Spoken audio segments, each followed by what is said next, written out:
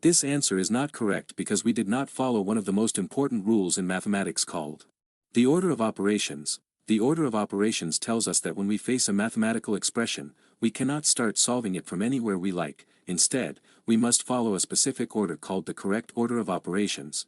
The correct order of operations is known by a short acronym called PEMDAS. P stands for parentheses. E stands for exponents and roots. M stands for multiplication. D stands for division. A stands for addition. And S stands for subtraction.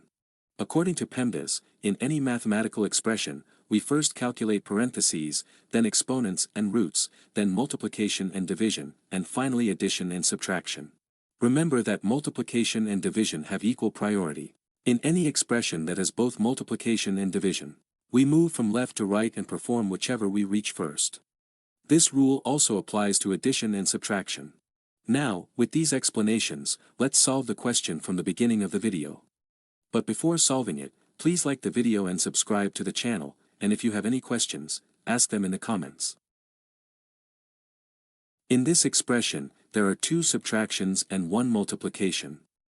According to PEMDAS, multiplication has a higher priority than subtraction, so we first perform the multiplication and then the subtractions.